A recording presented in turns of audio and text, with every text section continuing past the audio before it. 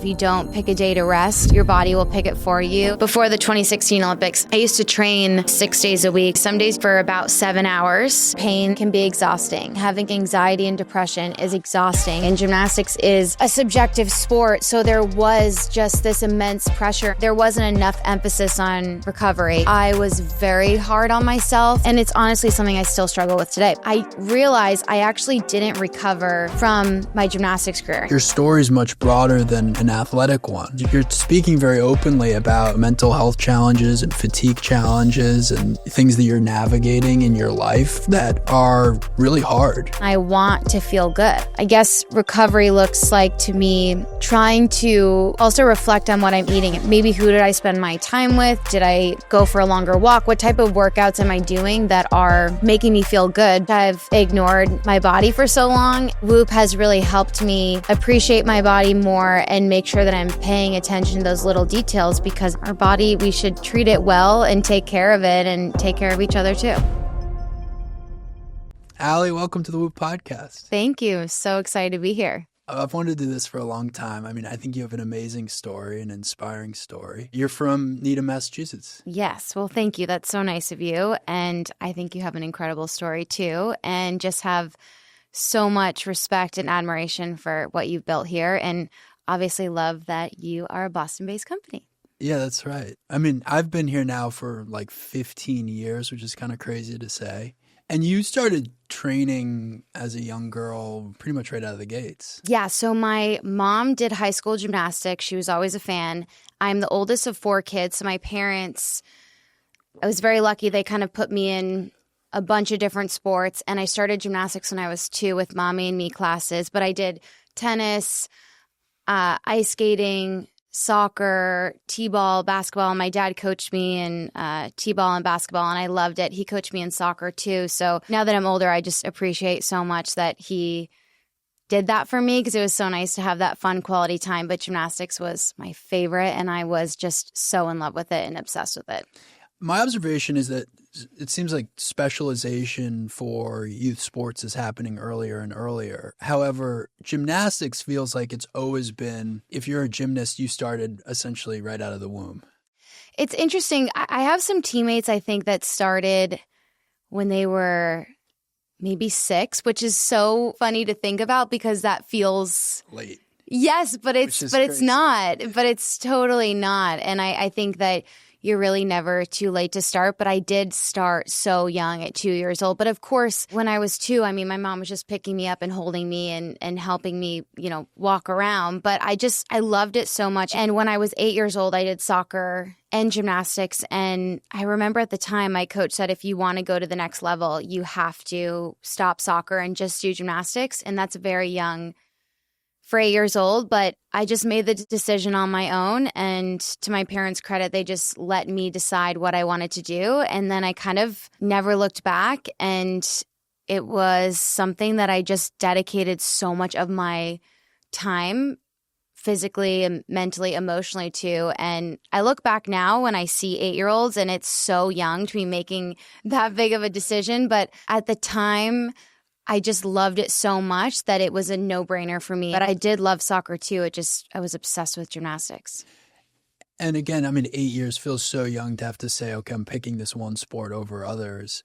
Is some of that have to do with like the body type you need to develop as a gymnast? Is soccer almost going to, make you develop the wrong muscles or that sort of thing? Or is it more that you just needed to spend that much time on one thing? Gymnastics is such a hard sport, and soccer is such a hard sport too. It's just for gymnastics, because I have more of the expertise and that I can explain it better, is that there's 4 events. So it almost sometimes can feel like you're doing 4 different sports. And I actually think a 5th sport, because you're also working on the dance element of it, but also the conditioning element of it too. So from a young age, I was doing anywhere from 45 minutes to an hour and a half of just strength and conditioning. And that didn't even include the amount of time I would spend on bars, beam, floor, and vault. And then sometimes there would be a 5th rotation of doing dance or kind of ballet stuff. So it just requires so much of your time.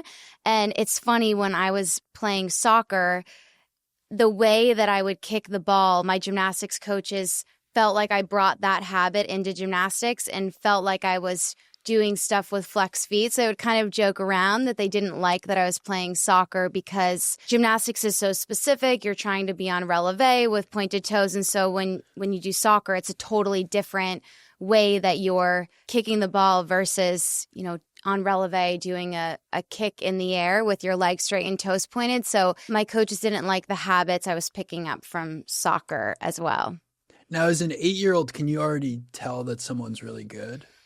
I think so, but I always like to share this story when I'm with kids or parents or anyone who looks after kids, because I think it's important that people know that it's not always where you start. My coaches would always say they would rather have the hardest worker rather than the most talented kid in the room. And to them, they didn't always think I was the most talented because they felt that if you had a group of 8-year-olds, I don't think someone would have picked me out and said, that's going to be the one that's going to go to the Olympics. But if you were doing it based off of who loves it the most and who is the hardest worker, maybe somebody would have picked me because I just was so driven. And I actually used to get bullied when I was younger because I would always ask the coaches for feedback, and it would annoy the other people in my group because I would want the coaches to watch me and give me feedback. And sometimes it would annoy the girls that were older than me because they thought it was annoying that I was talking too much. But it just shows, I think, how much I was obsessed with getting better and growing. But when I was 6 years old, I was trying to get my round off back handspring. I was in pre-team, which is a level before level 4. It was years ago. They've changed it now. But level 4 at the time was the first level that I could start competing at. And so I was trying to get my round off back handspring. I couldn't get it. My whole entire group got to move up to the next level except for me. And my mom told me that I was special, that I got to repeat it again. She didn't tell me it was because I was literally the worst one in the class. But I always like to share that story with kids because my worst event was floor. And then it ended up being my biggest strength when I got older. So won a gold medal. Yes. Yeah. So it became my favorite event, but I guess you wouldn't have picked me. Certainly wouldn't have picked me as the best. Where did your parents fit in from a support system standpoint? My parents, I am so appreciative that they never pushed me, and I genuinely mean that. It's funny because there's a video of them in 2012 that went viral of them in the stands, and they're so nervous, and they do look like they are the crazy stage parents that put a lot of pressure on their kid, but they were so nervous because they love me and they care about me. They know how much I put into it. And I can't even imagine watching someone you love compete on a 4-inch wide beam. It's so stressful. I can't even imagine. I don't know what I would have done if they weren't there for me because I already put so much pressure on myself. I got enough pressure from my coaches and being on the national team, and also the pressure of competing at the Olympics or World Championships. And I knew that if I didn't do as well, my parents would be the first ones to support me. And I remember at 2015 World Championships, I had the worst competition of my career. And I just remember after the meet, my parents were there hugging me and I was crying to them, and they were so supportive. And it just would have gutted me even more if they were disappointed in me. I just already put enough pressure on myself. And that's why sometimes when I see parents or any coaches or anyone that is putting pressure on kids, there's already so much pressure on kids, and youth sports is so competitive. I think people have to trust that the kid is already putting enough on themselves. And sometimes you just need a hug and someone to support you and remind you that there's more important things in life than being the best athlete, and how you learn and how you grow is by sometimes making mistakes. That's part of it. And, there's no athlete in the world, no matter how good you are and how much you prepare, that doesn't have off days. We all have them. I wouldn't have survived in the sport if my parents weren't there for me, and if I went home from practice and they were grilling me about how many routines did I stick or how many skills did I mess up, I would have never made it. I think my parents made it very clear from a young age. First of all, if I wasn't a good person, then that was unacceptable. They would always tell me, people will remember you for the kind of person you are rather than what place you are on the podium. And I remember when I was competing in the 2016 Olympics, that actually is what I thought about before I competed. And it really calmed me down. Before I went up on every event, I would say, people will remember me for the kind of person I am rather than what place I get on the podium or what score. Because people now will forget how many medals I have or what score I got, and I'm totally fine with that. But I want people to remember me for being a good teammate and a good friend. And I'm so glad my parents taught me that, because it's hard not to wrap my whole entire worth into my results, which I did for a long time when I was competing. So even though your parents had this, it sounds like amazing support system for you and very balanced support system for what it's worth, which by the way it's not necessarily common of athletes who reach your pinnacle, so to speak. I mean, there's famous examples of Tiger Woods' father and Andre Agassi's father and Serena Williams and Venus Williams' father. And there's just like a long list of parents that were overbearing and intense, but the outcome was like, a prodigy of their sport. And it sounds like your parents had a very different balance, but it also sounds like you drove yourself a little bit crazy too. And you had that bar for yourself, which is, if I don't win, I'm not good enough. I was so hard on myself. And what age are we talking about now? Maybe around 8 years old, 7 years old, I was very hard on myself. And I remember if I didn't do well at a competition, I don't know if it was maybe OCD, but I had a hard time leaving the gym on a note that in my mind wasn't perfect, which there's no such thing as perfect, but I can remember begging my dad and my coach to let me stay to keep practicing. And I remember my coach when I was younger said, you have to stop trying to stay later. You've already been here for 2 hours. I think I was somewhere between 6, 7, 8 at the time. And he said, you're going to get burnt out. You can come back tomorrow or the day after, whenever I practice next. I just had such a hard time leaving the gym if I didn't finish my last skill or my last routine up to how I thought was sort of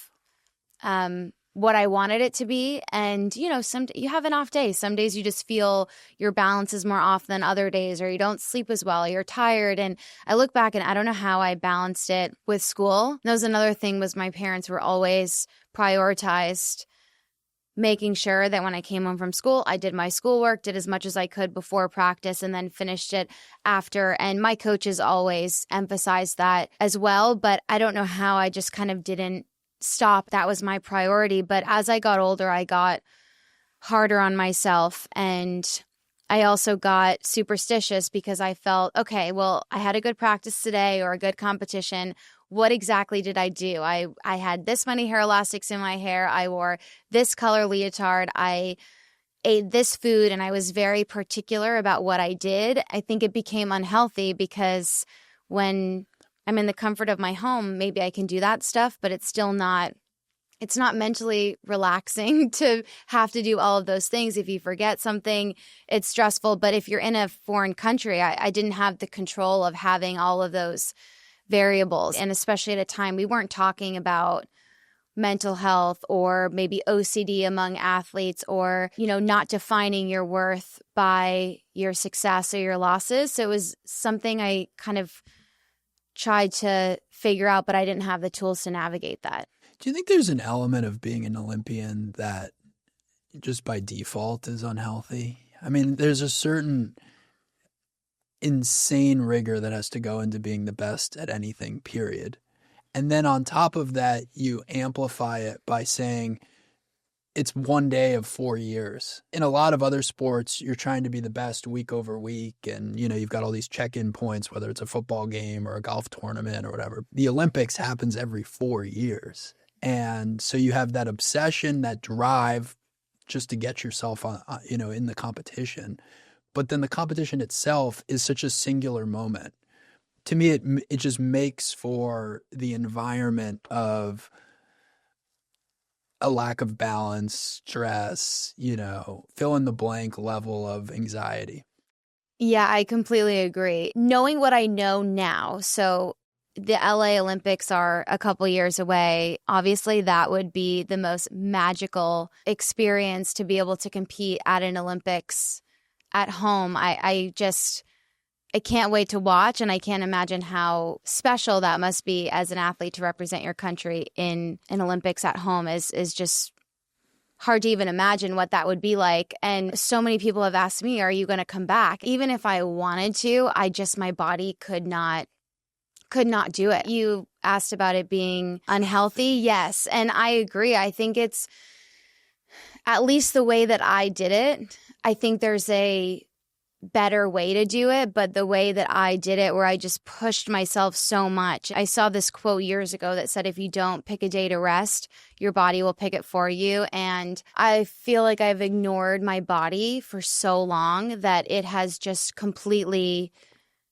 picked all the days for me of needing to rest, because it just took so much out of me. It's also, I think, very unnatural to have that much pressure on you. And, when you think about the Olympic Games, it's a completely different environment. No matter how much I prepare myself, whether I try to somehow emulate the environment, I just couldn't. If I'm in the comfort of my gym, I trained in Burlington, Mass. And if I was in the gym by myself and I was on beam and we tried to make it quiet, what if there's a fan, that's screaming something and it startles me in the middle of my routine, or at home, I don't have the cameras in my face. And something I remember very distinctly is at the Olympics, you can hear the clicking of the camera, at least I could when I was competing. It is so quiet sometimes in the arena. I can hear the clicking of the camera. And sometimes when you're competing, there's a camera running with you on vault by your feet. You're running towards the vault table on the runway and there's a camera going with you. And I'm not used to that at all at my gym at home. It's not something I experience in most competitions. It's very unusual. The Olympics. Yes. Or maybe at World Championships. I don't think they have that at, U.S. Gymnastics Championships that I can recall, but there's so many other factors that you don't even know to prepare for until you're there. I remember in London Olympics, I tried so hard to tell myself it was just another ordinary day, but everywhere you look, there's the Olympic rings everywhere. And so it's just so emotional too. You realize I've been training for this my entire life and then it's here. And so I think that amount of pressure and buildup into something is so overwhelming and hard to process. And then, of course, if I've had experiences where I did better than expected, but also didn't do as well as expected, and the pressure of social media and the amount of people's opinions, even if, I tried to ignore it, you still feel it.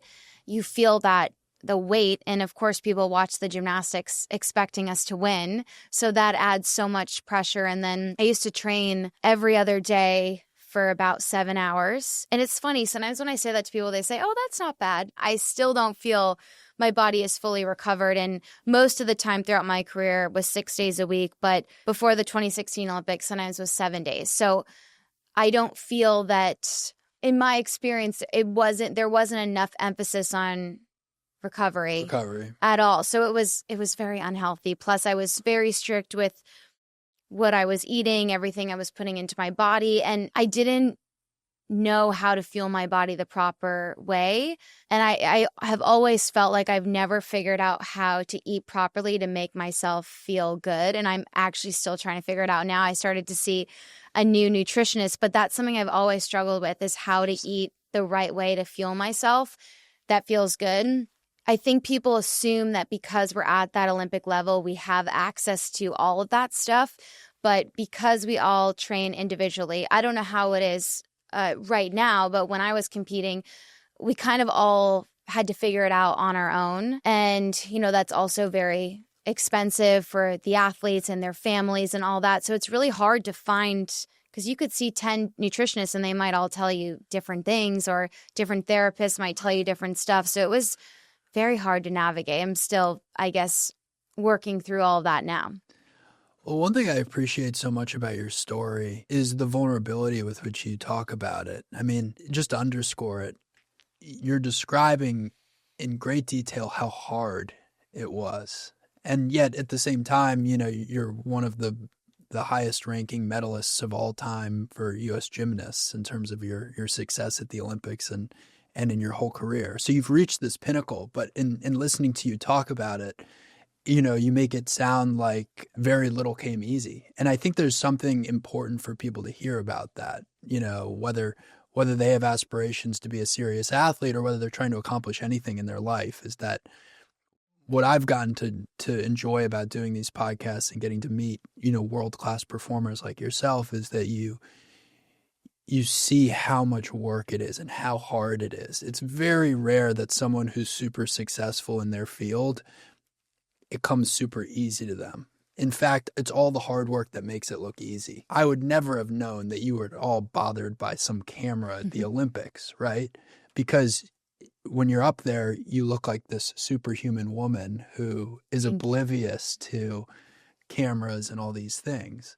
But what you're revealing as you talk about this is just like, holy shit, this is so fucking hard, you know, like so much work. And I can even feel as you talk about it, just the weight that you're carrying with it, you know, not just during that competition, but in all the hours surrounding it and leading up to it, just the time thinking about it and preparing for it. And again, I don't think people see that cost, you know, and there's a certain, I think, desire to want to be that person who's on the podium, but without any recognition for all the pain and suffering that goes with it. It's interesting because I started commentating for college gymnastics a few years ago. Oh, cool. And something that's really important to me is to try to articulate how small the margin of error is for gymnastics. It's so challenging because if someone's vaulting, that's a few seconds. When they land, you just have a couple of seconds to do a really quick, get in your quick word and then get out, because then the next gymnast is going to go up on the next event and then you focus on that person.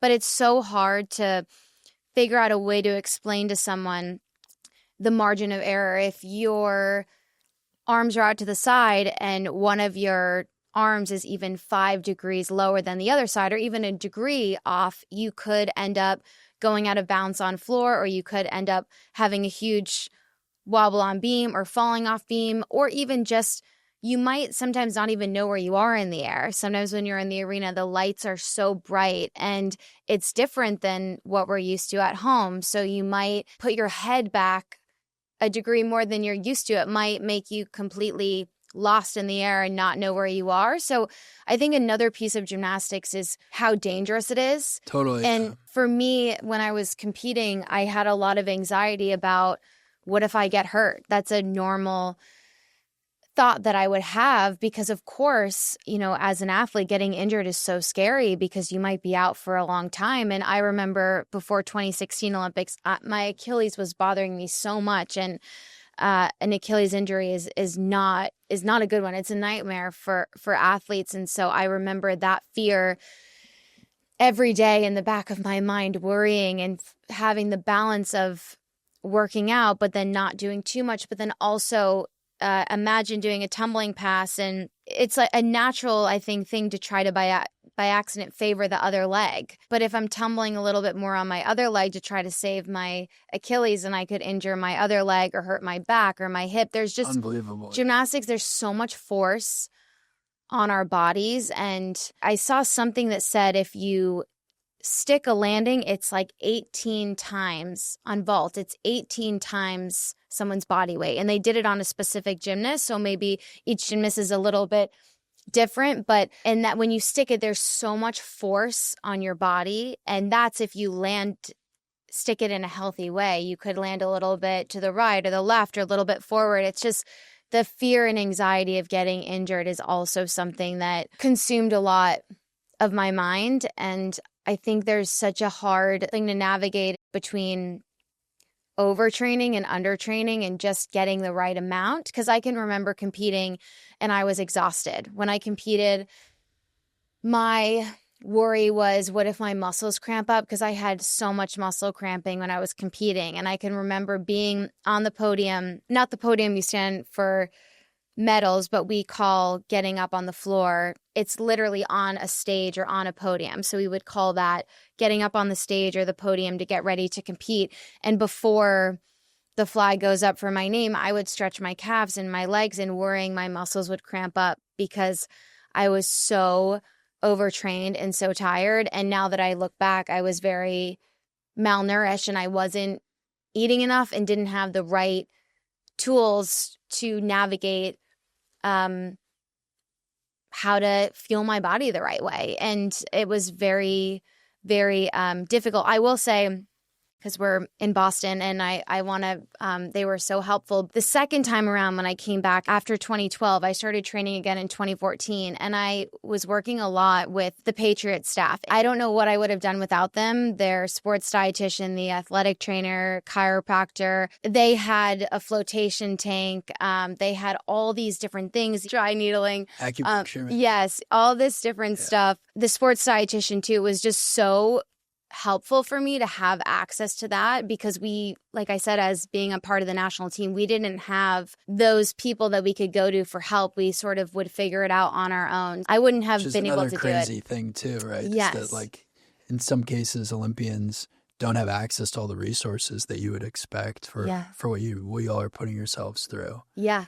I imagine, and I've heard you talk a little bit about this publicly, but the nutrition piece was twofold. One, it was you weren't entirely sure what you should eat. Mm-hmm. And then the second piece is that you were sort of balancing being a high performance athlete with also being essentially like a model. You know, when you go do gymnastics in front of all these people and in front of judges, like there's also a pressure, I imagine, all around your body. And how'd you navigate that?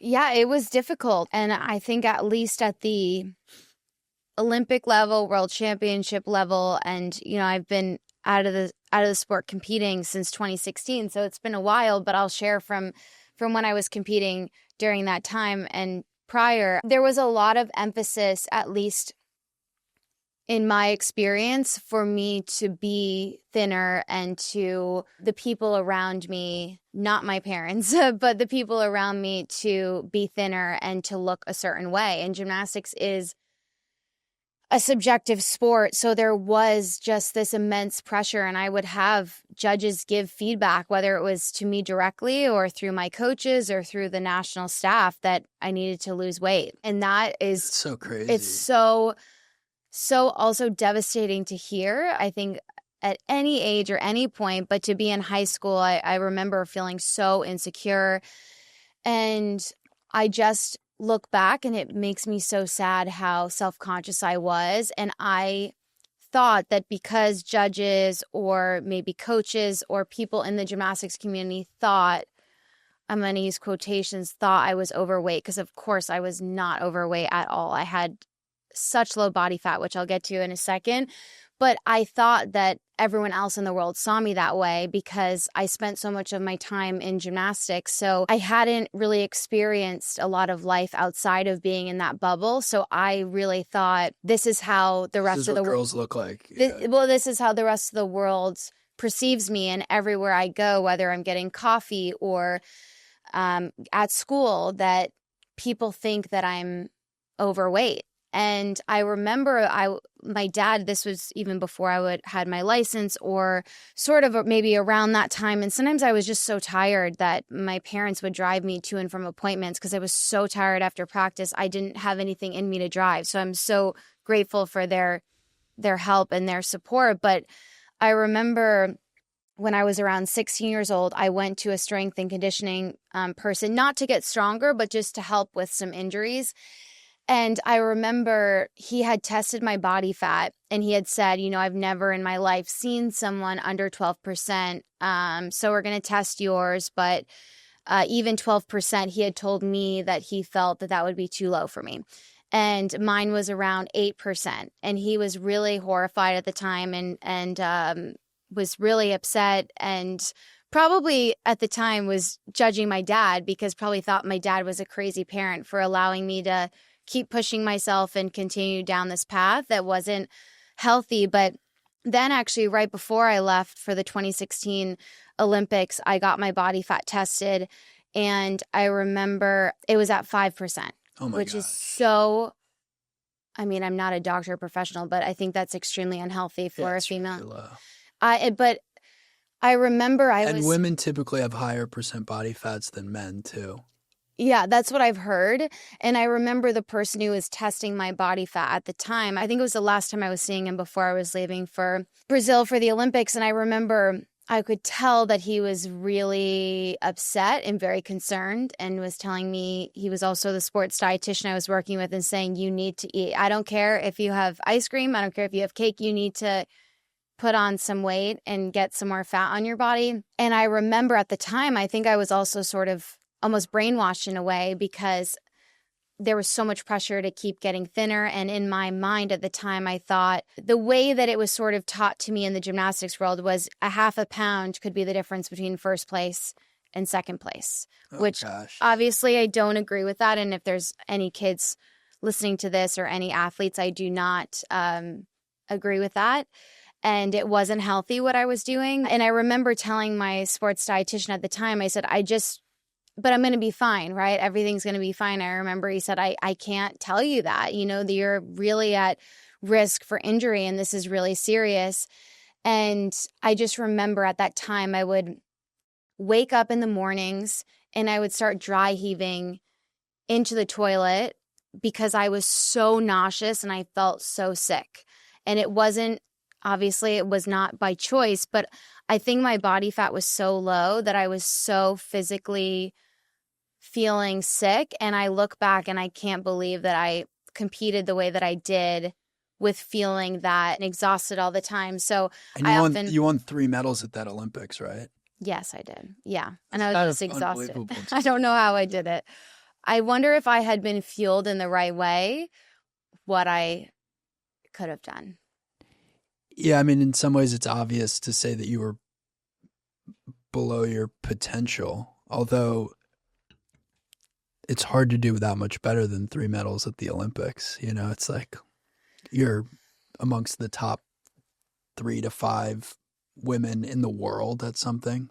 Yeah, and I guess I say that meaning I'm so more than satisfied with my gymnastics career. I think when I was younger, my worth was dependent on how I did, and now I look back and I'm so proud of my gymnastics accomplishments, and I don't think about the color of the medal or any of that. If I could go back and I could change something, I wish that I felt better during that process. I wish that every day wasn't such a struggle of just feeling good. And it's honestly something I still struggle with today. Before the interview, I was putting on peppermint oil and you asked why. And it's because sometimes when I talk publicly, I feel anxious, or if I'm talking about things that are personal, it's amazing how much my body reacts to it, where sometimes I feel nauseous, but I still struggle with nausea and fatigue, and I'm still sort of navigating that. It's wild to me that it's been almost 10 years since I finished competing and training intensely, and I still do not feel well. I can't reiterate how much I do not recommend the process that I went through to get there, because it's not healthy, and we shouldn't put health and people's well-being over medals and winning. It shouldn't be that way. Well, thank you for speaking about it. It takes a lot of courage to say that you were at the top of something while also feeling terrible, and something that you're still recovering from. Why don't we talk about that a little bit? Like, what does recovery mean to you today? And obviously you've been on Whoop for a while too, which is an amazing connection point. Yeah. Yeah. I mean, I've been a fan of Whoop for such a long time. And I remember when we met a couple years ago, I was telling you about how I probably use the product differently than other professional athletes you guys work with, because I'm not working out every single day. I would love to, but my body can't do it right now. And I don't say can't in the sense, I don't mean that in a, like I can't do something. I just am working on listening to my body. And I am really prioritizing making sure that when I wake up in the morning, I don't feel nauseous. I don't have a headache or a migraine. I guess it would be extremely unusual if there was a week that I woke up without any of that in an entire week. So I think I really hit a point where after the Olympics, was so fortunate that there were so many opportunities, and I tried to do as many things as I could. I was on a plane probably 6 days a week. I was saying yes to as many things as I could and trying to be very outgoing and do as much as I could. And I think I just hit a point where I realized I actually didn't recover from my gymnastics career. If there's ever an athlete that asks me advice, I wish I could go back in time, because when I was competing, I would get massages and I would do the flotation tank and I do the dry needling and so many different things for recovery. And then when I finished competing, I had this kind of new sort of freedom that I hadn't had. And I was excited to just live life and do normal stuff. And I stopped doing all of that stuff. And I wish that I had better healed injuries that I had, overuse issues that I had in certain parts of my body, and just really prioritized healing myself and still kept the recovery going, even if I wasn't training. So it's taken me almost 10 years, but now I'm back to doing that. And I've started to see some of the people that I used to see when I was training again, because my body is hurting and I want to feel good. I mean, our bodies are so important, and I want to do a better job of listening to my body. So I guess recovery looks like to me trying to also reflect on what I'm eating. If I have a day where I have a lot of energy, I'm going to look back and see, what did I eat? What did I drink? Maybe who did I spend my time with? Did I go for a longer walk? What type of workouts am I doing that are making me feel good? But it's difficult for me because if I were to run for maybe a minute and a half, just a normal jog, if I would start to feel nauseous. It's a very difficult thing to navigate, but I've been validated by different neurologists that I've seen, and they've given me more of a diagnosis as to what it is. So that's also given me permission to not be so hard on myself, because the athlete in me wants to push myself, and it's given me permission to listen to my body and take better care of myself. So I walk a lot. I have a dog that I am so in love with. His name is Milo. We try to walk anywhere from, maybe at least a couple hours a day. Okay, so I'm trying to get there on the Whoop app. I love how you can track your steps. So I use that a lot. And then I had one time a doctor say to me, think about working out as almost you have snacks during the day. So she called it a workout snack. So my body at this point is not able to do a 45-minute or an hour workout, but I can sort of create little workout snacks throughout the day. So even if I'm brushing my teeth, I'll do some calf exercises or do some type of squatting thing. I'll do some type of thing if I'm feeling good, or if I'm somewhere and I'm trying to get to the 5th floor, I'll take the stairs. I didn't actually take the stairs up here, but maybe I'll take the stairs down today. I try to keep myself active throughout the day, because if I do too much at one point, it just wrecks me, and I have a really hard time recovering from it. So I'm still navigating and learning it. And I don't wish that other athletes had this experience, but I'm sure I'm not the only one that pushed myself too much in my career that struggles so much with energy. I have another teammate that really struggles as well, and we'll talk about it. But I imagine there's other athletes that struggle with it. So I think it would also be helpful to be able to talk to other people that have had that experience to see what they've done that's helped too. I imagine that's true. And I also think at this stage in your life, like, your story is much broader than an athletic one, because you're speaking very openly about, mental health challenges and fatigue challenges and things that you're navigating in your life that are really hard. And I think a lot of people of all ages, there's a lot of people who are going through, forms of depression or chronic fatigue or some kind of debilitating injury that they need to overcome. And they're trying to figure out what they can do to feel better. Yeah. whatever that may mean for themselves. Yeah. I also have learned from my own experience the power of feeling validated. And I don't think there's enough conversation around being in pain can be exhausting. Having anxiety and depression is exhausting. Having stress and something that is on our mind can take so much out of us. I guess I don't think enough people get validated for not needing to have an excuse to be tired. I hear so many people say, well, I'm feeling tired, but I don't know why. And I used to say that all the time too.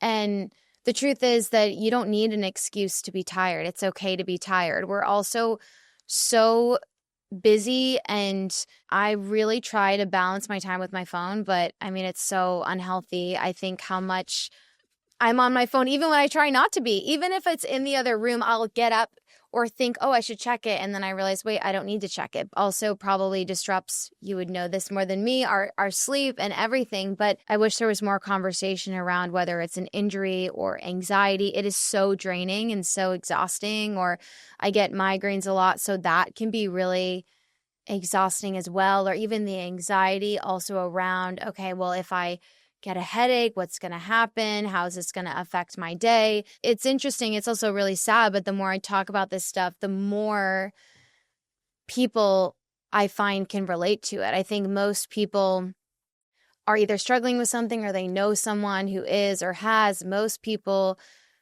I'm sure, are dealing with something that's on their mind, or something that maybe it's a body part that hurts or a health issue.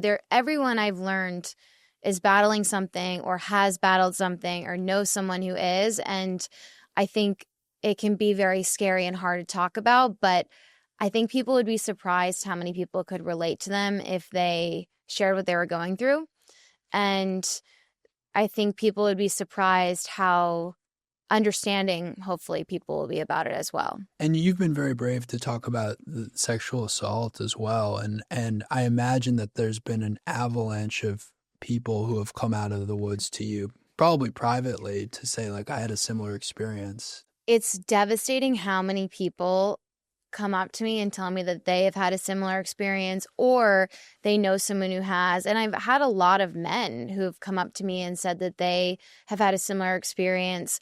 And it's something our society does not talk about, that boys and men are also victims of sexual abuse or any type of abuse as well. And so I think our society puts so much pressure on men and boys and doesn't allow them to be vulnerable. And I think that's really important, to make sure that boys and men feel comfortable and supported and safe to talk about what they're going through. I think that's really, really important. I mean, imagine if we lived in a world where every person felt comfortable talking about what they were going through. I feel like we would live in such a better place.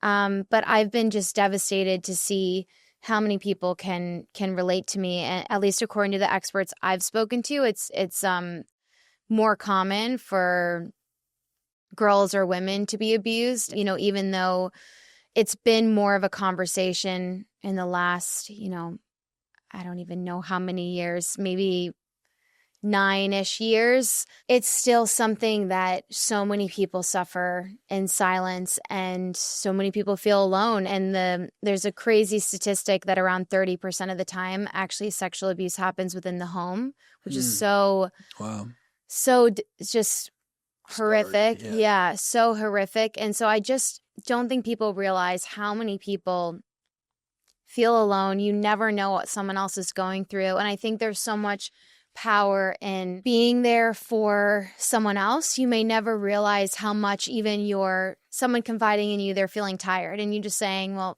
I hear you. It's okay. You're allowed to feel tired. You have no idea what they're going through. And that could also give them so much courage to talk about other things or seek help. And I think something else that's really important, I know I've mentioned validation a few times, but I really believe Rachel Den Hollander, who's also a survivor and was just so critical and just so such a powerful voice for me and other survivors.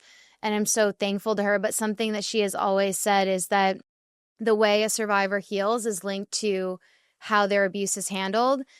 And I really think that's so important, because when people go through a hard time and you don't have a support system to help you, it is just so awful. And to go through something hard and to have to suffer alone, and then to not have the support you deserve is just, it's not right. But I think there's so many people out there that don't have a support system. And I know I've talked about my parents a lot on this podcast, but through meeting fans, I've learned there's so many people out there that don't have a relationship with their family. And there's a lot of people who don't even feel they have a friend or a teacher or a colleague or someone that they can go to for help. Finding a support system, it doesn't have to be blood related, someone that you know that you can go to talk to, is so important, because no matter what you're going through in life,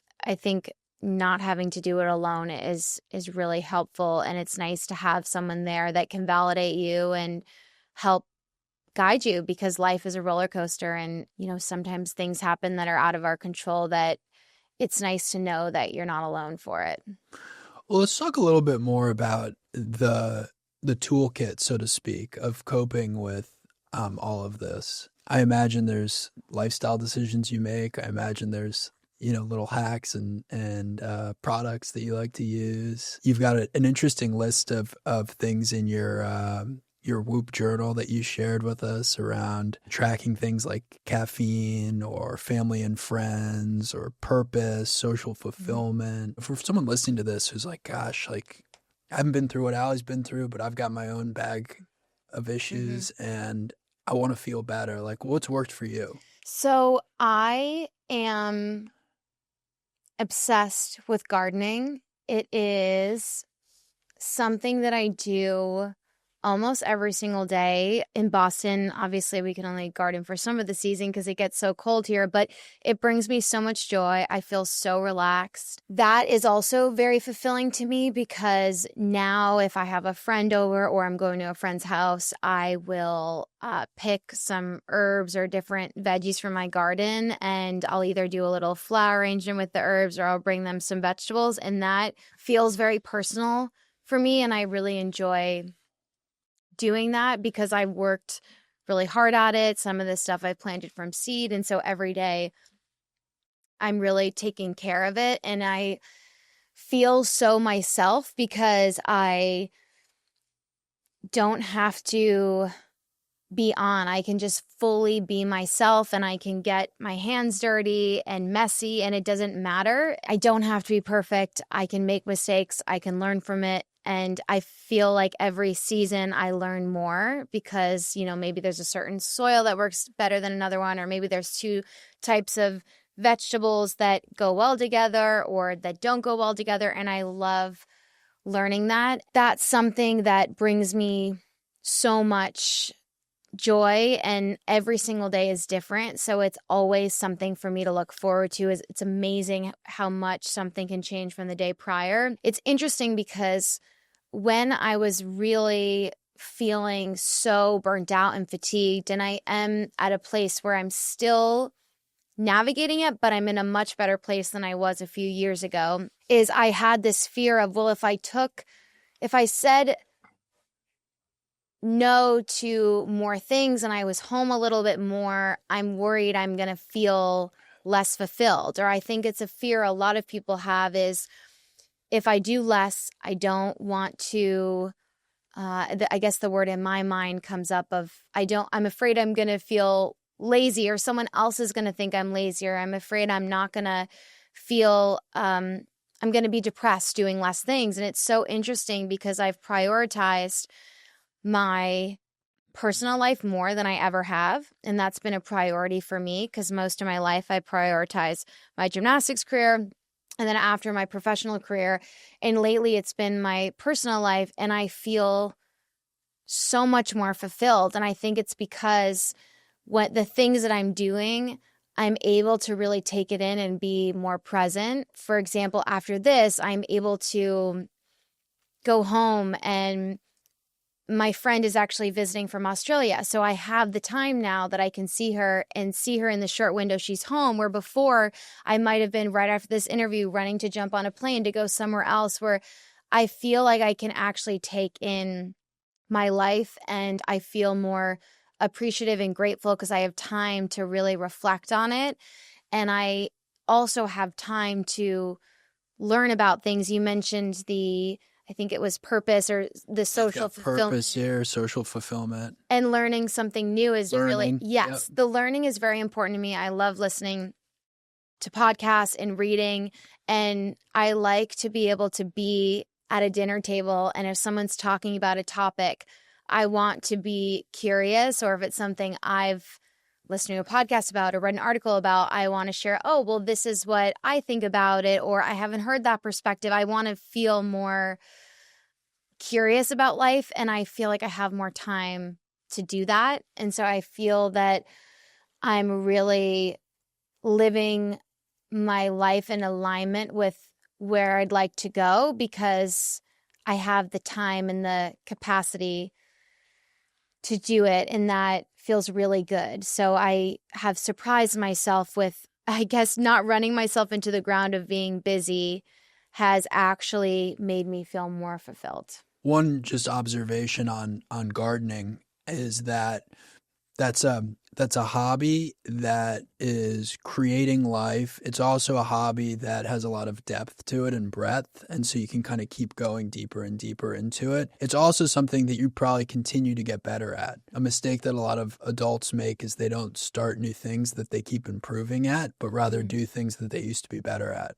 And so there's a lot of fulfillment that comes from going deep on some new hobby that you're continuing to get better at, right? Yeah. And it is funny. I mean, even with gardening, I mean, the bags of soil are very heavy. Sometimes if you're ripping up. There's a physical element. Yeah, it is. It can be tiring. There's certain times where if I'm carrying a lot of things, or even you're pulling out a big plant that it's past the season, so you're getting rid of it. It is physical and it's a workout and it feels good and it's so fulfilling. And it also, to your point about, learning something new and improving and can get better at, there's so much depth to it.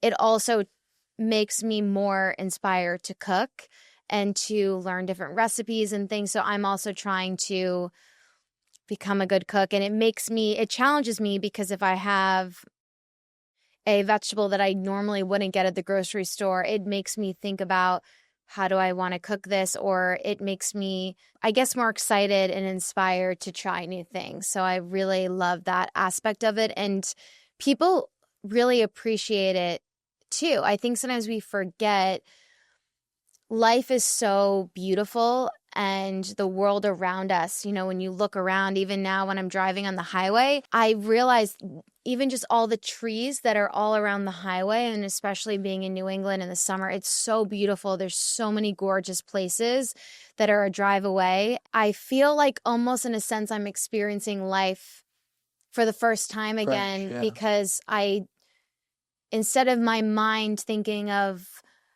I'm really not feeling good, I need to get home, I can really take in my surroundings and feel, I guess, more present and more appreciative for what's around me. And I'm not trying to sound unrelatable because I have anxiety. I have moments where I don't feel like that, of course, but I really also, my friends make fun of me. I literally will stop and smell the roses. If we're on a walk, my friends joke I'm the slowest walker ever. So whenever we go for a walk somewhere, we're in a group and everyone's going into town, I'm always the last one because I will literally stop and smell the flowers. But also sometimes I'm tired, so I don't have the energy to walk as fast as them. But everyone jokes about it. And it's kind of a joke among my friends that if you didn't know me for being athletic, you would never know that I was super athletic because I'm the slowest walker. But I really do try to smell the roses and be more present. And I have my green tea here. I have the peppermint oil. I told you this before we started, but something about the bitterness of the green tea and the peppermint oil, the sensations are so strong that it makes me feel more alert. And then, of course, there's caffeine in that as well. But even with my garden, the smells of the herbs are so strong. It's incredible. And when I have people over, they're shocked that it's not perfume. It's amazing how, if I'm feeling anxious, I'll just grab some rosemary and rub it on my fingers. And it just that moment of I'm focusing on that rather than what was in my head. And it really helps me. It's amazing how there's so many different smells, and it helps me kind of relax a little bit, I Scent is guess. kind of a forgotten sense in a way. Yeah. Like it's a powerful sense that I feel like at least this conversation's reminding me to flex more. You shared some of the elements that have the most positive recovery impact. So, not surprisingly, sleep performance, hot shower before bed. That's interesting. And then consistent wake time and bedtime. But those are the four things that, when you do a great job at, most positively improve your recovery. What's sleep look like for you today? Because my priority has been waking up early, my goal is to watch the sunrise every morning. I'm not there yet, but my goal is to do that.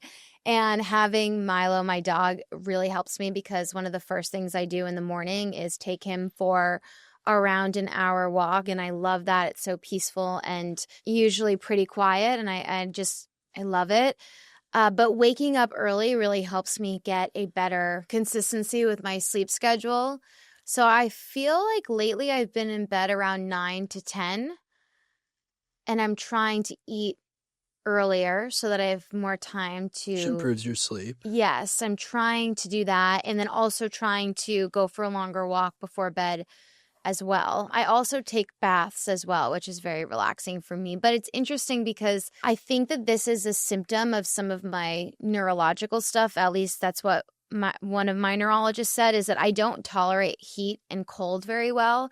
So I think when it says hot shower, it's probably not as hot as maybe someone else, or even taking a bath, it's not super hot. So it's just very relaxing for me. I'm curious from your perspective, the cryotherapy, do you find most people that helps with their recovery? It depends a little bit. And I'm not sure if I have the data right now off the top of my head on cryotherapy versus cold plunge, but cold therapy in general has gotten super popular, and it's one of our fastest growing recovery modalities on Whoop in terms of people doing it. What we typically see is that people who do cold exposure, let's call it 2 to 3 times a week, actually have more positive recovery benefits than people who don't do it at all, or people who do it 5 or 6 days a week. I'm actually now someone who's in that 5 to 6 days a week camp just because I've gotten a little bit addicted to the way it mentally makes me feel. It's also a question of what you're trying to optimize for. I really like doing cold plunges in the morning because for the rest of the day, I feel mentally so much calmer when I've done them. And like calm but alert. It's like a really good combination, I find. There's enough studies, though, to show that if you're doing weight training, you want to avoid doing cold exposure right after the weight training because it can actually, blunt some of the muscle growth, particularly if you're doing hypertrophy training where you're doing like very high rep training. So typically it's better to do weightlifting and cold exposure separately. Now, if you were doing a sport like gymnastics or football or something that maybe has more impact as well and maybe more repetitive muscle soreness, then it could be good to do cold exposure right after for your body because that'll also reduce inflammation. Yeah, it's interesting. I'm curious because I hear a lot of people say the alertness is really impactful for them. When I was training, I was one of the only athletes that didn't do the cold plunge because I would get so much muscle cramping after and throughout the day. And for some reason, my body just couldn't recover after it. I felt so stiff, and we were working out so much at the time that if I worked out in the morning and then my body didn't recover in time for the afternoon training session if I did the cold plunge, but then even after, I still felt stiff throughout the night. But I asked about the cryotherapy because I tried it for the first time recently. And it's really interesting because the last year or so, I've noticed I don't tolerate heat, hot heat or cold very well. And I tried the cryotherapy and I felt relaxed, but I was so tired from it that the rest of the day is my recovery felt so much worse. Oh, interesting. Like it almost made me need to I didn't end up sleeping, but I was so tired that I could have just fallen asleep anywhere. it just took so much out of me.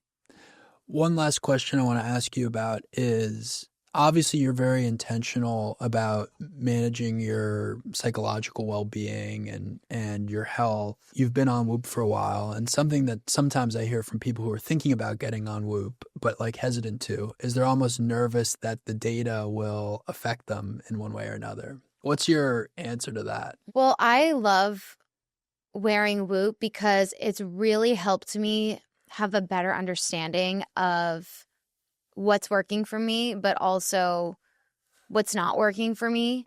And for example, I think the daily insights that Whoop provides is so helpful, and it's one of my favorite parts because it's so cool. I mean, even after several days of wearing it, it will say, okay, we have a new insight. You ate this amount of fat today or this amount of fat in the last 3 days, and it either helped your recovery or it didn't help your recovery. So we recommend X, Y, and Z. And it's really helpful for me to have a better understanding of my body and what's going on, because I think I've struggled so much with how to recover, and I have seen so many different doctors over the years, and to be able to have something that I can use every single day, many times a day, and understand and look at the data and say, okay, well, last month I did this many steps